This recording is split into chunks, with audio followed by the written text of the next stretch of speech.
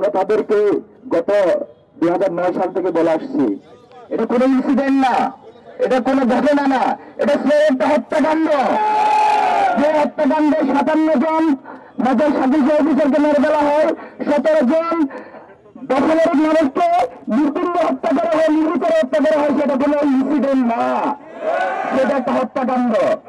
আমরা বিগত সময়গুলিতে দেখেছি, যখন আমাদের কোনো ব্রাদারকে হত্যা করা হতো, যখন পুলিশের কাছে যাওয়া হতো, তখন পুলিশ বলতো ডিবির কাছে যান, ডিবির কাছে যাওয়া হলে বলতো সিআইডির কাছে যান, সিআইডির কাছে যাওয়া হলে বলতো ইন্টারপোলের কাছে যান, ইন্টারপোলের কাছে যাওয়া হলে বলতো আইসিসির কাছে যান।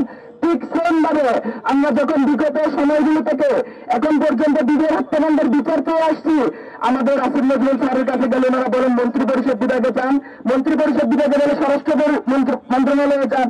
এইভাবে পিলু পাসিংয়ের কালচার আমরা আর চাই না। বিগত সময়গুলো শেখ হাসিনা কিভাবে চৌকস অফিসারগুলোকে এক এক করে হত্যা করেছে, এই সাইকোলজিক্যাল প্যাথোলজিক্যাল সাইকোপ্যাথ কিভাবে আমাদের চৌকস অফিসার নজরুল অফিসারগুলোকে হত্যা করেছে তার সুষ্ঠু তদন্ত এই মুহূর্তে আগামী 24 ঘন্টার মধ্যে কমিশন গঠন করে তার নমুনা দেখতে চাই।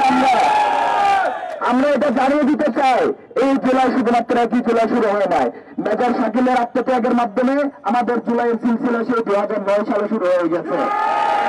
আমরা দেখি বিডিআর বাংলাদেশ অ্যাফেয়ার্স, তারপরে বিজিবি বাংলাদেশ বর্ডার গার্ড কি সীমান্তে আমাদের কথা হবে রাইফেলস নিয়ে, সীমান্তে আমাদের ফেলানিকে হত্যা করে আমরা বর্ডার গার্ড দিব, আমরা দেখবো ক্যামেরা করে বাংলাদেশের মিডিয়াতে দেখাবো আমাদেরকে কিভাবে ফেলানিকে ঝুলিয়ে রাখা হচ্ছে, আমরা এটা দেখতে চাই না। 17 জুলাই আমাদের ক্যাম্পাসে যখন ছাত্রলীগের গুন্ডারা আমাদেরকে মারতে ছিল, তখন আমরা বিজিবিকে দেখেছি তারা কিভাবে গার্ড দিচ্ছিল। আমরা সেই গার্ড চাই না, আমরা বাংলাদেশ রাইফেলস চাই, তারা আমার ফেলানি হত্যার বিচার করবে করে। আমরা প্রত্যেকটা সীমান্তগুলোর বিচার চাই, আমরা বিজয় হত্যাকাণ্ডের বিচার না হওয়া পর্যন্ত এই ছাত্র জনতা এই রাজপথ ছাড়বে না। বিগত সময়গুলোতে বিচার পাই নাই আমরা, বিচারের কার্যালয়ে, পুলিশের কার্যালয়ে, ডিবির কার্যালয়ে আমাদের ফ্যামিলিগুলো ঘুরেছে, তারা কেউ বিচার পায় নাই। কিন্তু এই পিলু পাসিংয়ের কালচার যদি এখনো থাকে, তাহলে এই অন্তর্বর্তীকালীন সরকারকে তার জবাব দিতে হবে। আমরা যারা আমাদেরকে হাইকোর্ট দেখাচ্ছেন, মন্ত্রী পরিষদ কার্যালয়